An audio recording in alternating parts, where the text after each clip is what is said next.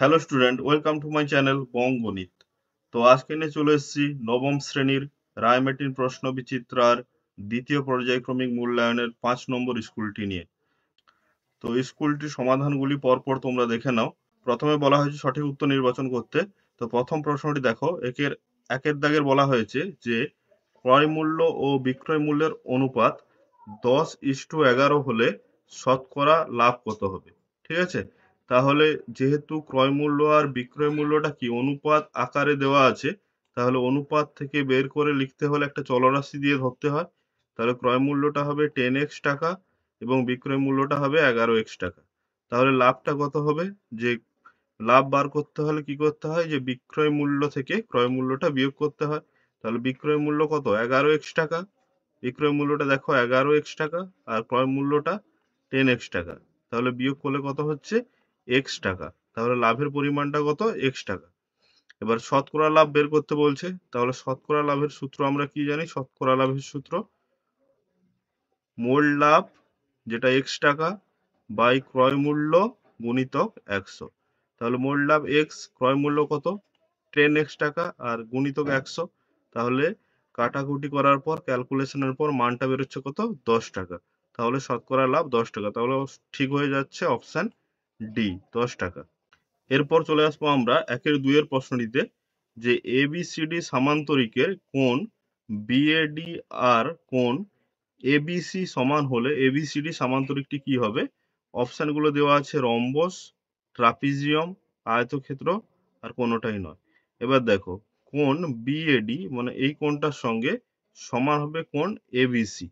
তাহলে যে সামান্তরিকের পরপর সন্নিহিত কোণগুলি সমান, সেই সামান্তরিককে আমরা কি বলবো? আয়তক্ষেত্র।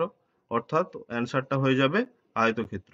এরপর চলে আসবো আমরা 1-3 প্রশ্নে, যে 3,0 -3,0 এবং 0,3 তিনটি বিন্দু যোগ করলে যে ত্রিভুজ হয়, সেটি কি ধরনের ত্রিভুজ হবে? অপশনগুলো দেওয়া আছে দেখো, সমবাহু ত্রিভুজ, সমদ্বিবাহু ত্রিভুজ, বিষমবাহু ত্রিভুজ, সমকোণী সমদ্বিবাহু ত্রিভুজ। দেখো, তাহলে ধরে নিলাম ত্রিভুজটা এবিসি। এবার ত্রিভুজের 3টে শীর্ষবিন্দু, এ বিন্দুকে ধরলাম 3,0, বি বিন্দুকে দ্বিতীয় বিন্দুটি ধরলাম অর্থাৎ -3,0, আর সি বিন্দুকে ধরলাম কত? 0,3। এবার প্রত্যেকটা বাহুর দৈর্ঘ্য বার করব দূরত্বের সূত্র থেকে। অর্থাৎ এ বি বাহুর দৈর্ঘ্য কত হবে? দূরত্বের সূত্র কি? √x1 - x2 whole square plus y1 - y2 whole square. তাহলে এ বি দূরত্ব বার করব কি হবে? 3 + 3 তার হোল স্কয়ার প্লাস 0 - 0 তার হোল স্কয়ার। তাহলে এটা ক্যালকুলেশন করার পর মান বেরোচ্ছে কত? √36 একক। এবার পরে বিসি বাহুর দৈর্ঘ্যটা কত হবে? বিসি বাহুর দৈর্ঘ্য -3,0 তার হোল স্কয়ার আর 0 - 3 তার হোল স্কয়ার। ঠিক আছে, ক্যালকুলেশন করার পর মানটা বেরোচ্ছে কত? √18 একক। আর সি এ বাহুর দৈর্ঘ্য কত হবে? 0 - 3 whole square plus 3 - 0 whole square. Calculation করার পর মানটা বেরোচ্ছে কত? √18 একক। এবার কি বিসি স্কয়ার সমান প্লাস সি এ স্কয়ার যদি বার করি, তাহলে যে বিসিটা কত বেরোচ্ছিল? বিসিটা বেরিয়েছিল কত? 18, √18। আর সি এটা কত বেরিয়েছিল? √18। ঠিক আছে, তাহলে BC square plus C A square করলে কত হচ্ছে? √18 স্কয়ার প্লাস √18 স্কয়ার। তাহলে 18 18 36। এবার 36কে আমরা কি লিখতে পারি? √36 স্কয়ার লিখতে পারি। এবার 36 কার মান? 36 √36টা এ বির মান। দেখো √36টা এ বির মান। তাহলে এই √36 স্কয়ারের জায়গায় বসিয়ে দেবো এ বি স্কয়ার। তাহলে এই কথায় কি হচ্ছে? এ বি স্কয়ার সমান BC square plus C A square, অর্থাৎ অতিভুজের স্কয়ার সমান লম্ব স্কয়ার যুক্ত ভূমি স্কয়ার। আবার ত্রিভুজটা দুটো বাহু অর্থাৎ বিসি আর সি এ বাহু সমান, কারণ দুটোই √18 বেরিয়েছে। ঠিক আছে, দেখে নাও যে বিসি বাহুও বেরিয়েছে √18 আর সি এ বাহু দৈর্ঘ্যও বেরিয়েছে √18। তাহলে ত্রিভুজটির অতিভুজের স্কয়ার সমান লম্ব স্কয়ার যুক্ত ভূমি স্কয়ার হচ্ছে, আবার দুটো বাহুর দৈর্ঘ্য সমান হচ্ছে। তাহলে ত্রিভুজটি কি ত্রিভুজ হয়ে যাবে? ত্রিভুজটি হয়ে যাবে সমকোণী সমদ্বিবাহু ত্রিভুজ। তো সম্পূর্ণ উত্তরটি একটু ঠিকঠাক ভাবে দেখে নাও, যে উত্তরটা হবে অপশন ডি, সমকোণী সমদ্বিবাহু ত্রিভুজ।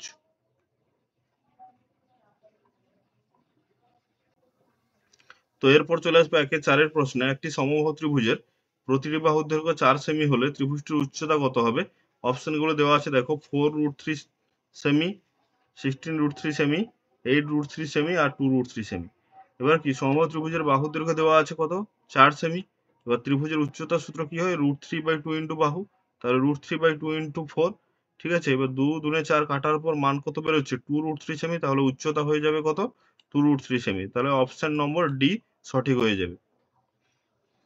এরপর চলে আসবো আমরা 2 দাগের প্রশ্নে, 2 নম্বরের প্রশ্নে, যে 2 1 প্রশ্নটা কি করতে বলা হয়েছে দেখো, যে একটি দ্রব্য পরপর 20% ও 10% ছাড়ে বিক্রয় করা হলে সমতুল্য ছাড় কত হবে।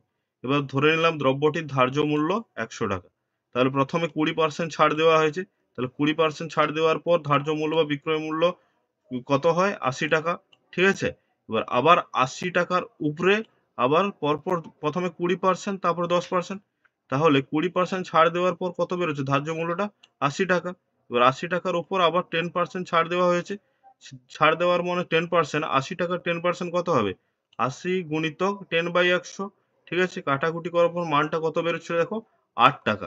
তাহলে সমতুল্য ছাড় কত হবে, প্রথমে ছাড় দেওয়া হয়েছিল 20 টাকা, পরে ছাড় দেওয়া হয়েছে 8 টাকা, তাহলে সমতুল্য ছাড় কত হবে 20 প্লাস 8 অর্থাৎ 28%। এরপর চলে আসবো আমরা 2 প্রশ্নে, যে একটি সমবাহু ত্রিভুজ এবিসি এর প্রত্যেকটি বাহুর দৈর্ঘ্য বলা হয়ে আছে কত 8 সেমি। এবার এবি আর এসি বাহুর মধ্যবিন্দু বলা আছে পি কিউ।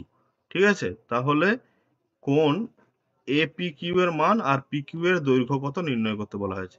তাহলে এবিসি একটি সমবাহু ত্রিভুজ, যার এবি বাহুর মধ্যবিন্দু দেখো পি, আর এসি বাহুর মধ্যবিন্দু কত কিউ। ঠিক আছে, এবার সমবাহু ত্রিভুজ হওয়ার জন্য কি প্রতিটি বাহুর দৈর্ঘ্য কত হবে সমান হবে, এ বি সমান বিসি সমান সি এ কত 8 সেমি। আবার কি যেহেতু সমবাহু ত্রিভুজ তাহলে প্রত্যেকটি কোণের মানও সমান হয়, অর্থাৎ প্রত্যেকটি কোণের মান কত হবে 60 ডিগ্রি করে। এবার এ বি বাহুর মধ্যবিন্দুটা কত, এ বি বাহুর মধ্যবিন্দুটা পি, আর এসি বাহুর মধ্যবিন্দুটা কিউ। এবার পি কিউ যুক্ত করা হলো, এবার যুক্ত করার জন্য পি কিউর দৈর্ঘ্যটা কত হবে হাফ গুণিতক বিসি বাহুর দৈর্ঘ্য। কেন, যে ত্রিভুজের দুটি বাহুর মধ্যবিন্দু সংযোগ সরলরেখা কি হয় তৃতীয় বাহুর সমান্তরাল আর কি হয় অর্ধেক, অর্থাৎ পি কিউটা হয়ে যাবে কার বিসির সমান্তরাল, যেহেতু কি পি কিউটা বিসির সমান্তরাল, তার জন্য কি হবে পি কিউর দৈর্ঘ্যটা বিসির অর্ধেক হবে, অর্থাৎ হাফ গুণিতক বিসির দৈর্ঘ্য। তাহলে হাফ গুণিতক 8 মানে কাটাকুটি করার পর মানটা কত বেরোচ্ছে 4 সেমি, অর্থাৎ পি কিউর দৈর্ঘ্য হয়ে যাবে 4 সেমি। এরপর করতে বলা হয়েছে দেখো কোন এপি কিউ এর মান কত। ঠিক আছে, এবার এপি কিউ এর মানটা কিভাবে বেরোবে, দেখো পি কিউর সঙ্গে বিসি সমান্তরাল। ঠিক আছে, ছবিটা দেখো যে পি কিউর সঙ্গে বিসি সমান্তরাল, আর কি এ বিটা ছেদক হচ্ছে, বা ছেদক হওয়ার জন্য কি হচ্ছে যে বির সঙ্গে এই পি কোণটা, ঠিক আছে বির সঙ্গে পি কোণটা কি অনুরূপ কোণ, তাহলে বি যদি 60 ডিগ্রি হয় তাহলে পিটা হবে 60 ডিগ্রি, অর্থাৎ এই এ পি কিউটা হবে 60 ডিগ্রি। তাহলে দেখে নাও উত্তরটা, যে পি কিউর সঙ্গে বিসি সমান্তরাল আর এ বি ছেদক, তাহলে এ পি কিউটা কার অনুরূপ হচ্ছে এবিসির অনুরূপ হচ্ছে, অর্থাৎ এবিসি কত হবে 60 ডিগ্রি। এরপর চলে আসবো আমরা 2-3 প্রশ্নে, যে ওয়াই অক্ষের উপর একটি বিন্দুর স্থানাঙ্ক লেখো যার থেকে 2,3 আর -1,2 বিন্দু দুটির দূরত্ব সমান। তাহলে ধরে নিলাম ওয়াই অক্ষের উপর অবস্থিত বিন্দুটি কত 0,a, কারণ যেহেতু বিন্দুটা ওয়াই অক্ষের উপর অবস্থিত তার জন্য এক্স এর স্থানাঙ্কটা কত হবে 0 হবে, আর ওয়াই স্থানাঙ্কটা এ ধরে নিলাম।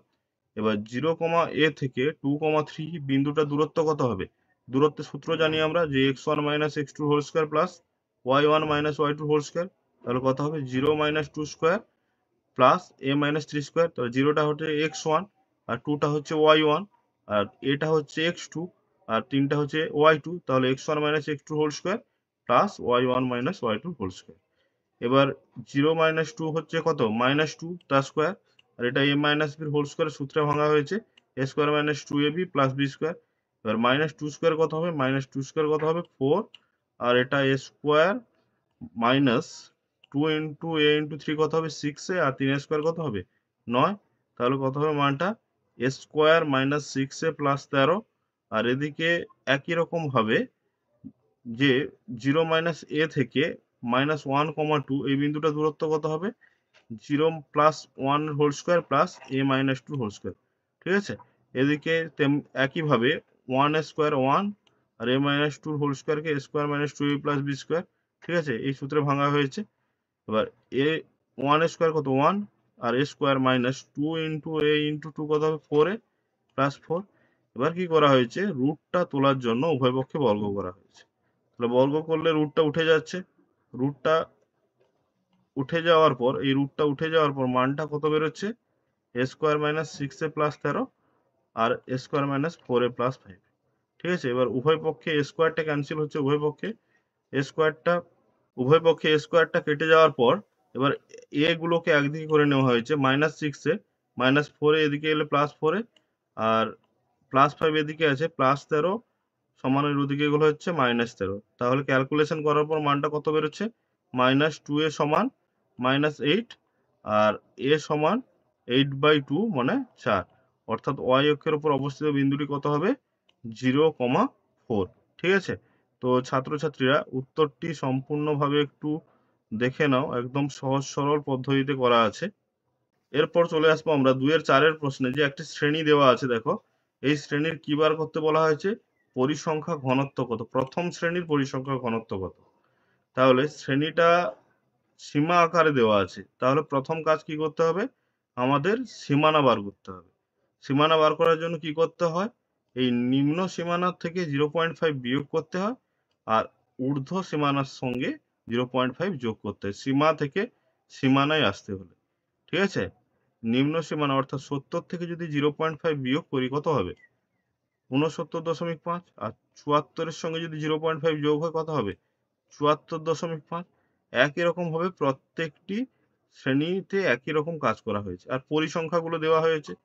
এবার শ্রেণী দৈর্ঘ্য কি, শ্রেণী দৈর্ঘ্য সূত্র হয় যে ঊর্ধ্ব শ্রেণীর সীমানা মাইনাস নিম্ন শ্রেণীর সীমানা, অর্থাৎ যে কোনো একটা শ্রেণীর বার করলেই হবে। প্রথম শ্রেণীর ক্ষেত্রে ঊর্ধ্ব শ্রেণীর সীমানা কত হচ্ছে 74.5 আর নিম্ন শ্রেণীর সীমানাটা কত হচ্ছে 69.5, বিয়োগ করলে কত হচ্ছে শ্রেণী দৈর্ঘ্যটা 5। ঠিক আছে, এবার পরিসংখ্যা ঘনত্বের সূত্র কি হয়, কোন শ্রেণীর পরিসংখ্যা ঘনত্ব হয় যে উক্ত শ্রেণীর পরিসংখ্যা বাই শ্রেণী দৈর্ঘ্য। এবার দেখো প্রথম শ্রেণীর বার করতে বলে, প্রথম শ্রেণীর পরিসংখ্যাটা কত 3 আর শ্রেণী দৈর্ঘ্যটা কত বেরিয়েছে 5, তাহলে পরিসংখ্যা ঘনত্বটা কত হবে 3/5, অর্থাৎ ভাগ করলে মানটা কত বেরোচ্ছে 0.6। ঠিক আছে, এইটা হবে পরিসংখ্যা ঘনত্ব। ঠিক আছে, দেখে নাও উত্তরটি ঠিকঠাক ভাবে একটু দেখে নাও প্রথম থেকে শেষ পর্যন্ত। এরপর চলে আসবো আমরা 2-এর 5-এর প্রশ্নে, যে একটি সমবাহু ত্রিভুজের ক্ষেত্রফল আর উচ্চতার সংখ্যামান সমান হলে ত্রিভুজটার বাহুর দৈর্ঘ্য কত। এবার ত্রিভুজটার বাহুর দৈর্ঘ্য আমরা এ ধরে নিলাম। এবার দেখো ক্ষেত্রফলের সূত্র কি হয়, √3/4 ইন্টু বাহু স্কোয়ার আর উচ্চতার সূত্র কি হয় √3/2 ইন্টু বাহু। এবার কি করা হয়েছে, এ স্কোয়ার এদিকে আছে আর এই এটা সমানের এদিকের এটা ওদিকে ভাগে আসবে, গুণে আছে যেহেতু, আর √3/2 এদিকে আছে, এই √3/4 কে এদিকে এলে কি হবে উল্টে যাবে, অর্থাৎ 4টা ভাগে ছিল গুণে এলো আর √3টা গুণে ছিল ভাগে আসলো, কাটাকুটি করা হলো কোনাকুনি করার পর মানটা কত বেরোচ্ছে এ সমান 2। অর্থাৎ ত্রিভুজটার প্রত্যেকটা বাহুর দৈর্ঘ্য কত হবে 2 একক করে। ঠিক আছে, দেখে নাও উত্তরটি। এরপর চলে আসবো আমরা 2-এর 6-এর প্রশ্নে, যে একটি অর্ধবৃত্তের পরিসীমা 36 সেমি। ঠিক আছে, তাহলে অর্ধবৃত্তের ব্যাসার্ধের দৈর্ঘ্য কত। তাহলে ধরে নিলাম যে অর্ধবৃত্তটির ব্যাসার্ধ r। এবার পরিসীমা সূত্র কি হয় অর্ধবৃত্তের, πr + 2r। সেই পরিসীমাটা কত দেওয়া আছে 36। দুটো থেকে r কমন আছে, কমন নেওয়ার পর কত পড়ে থাকছে π + 2 = 36। ঠিক আছে, এবার পায়ের মানটা বসানো হয়েছে, পায়ের মান কত 22/7 + 2। ঠিক আছে, এবার যোগ করার পর কত বেরোচ্ছে যে 7 লসাগু, তাহলে 22 + 7 × 14। ঠিক আছে, তাহলে যোগ করার পর মানটা বেরোচ্ছে r × 36/7।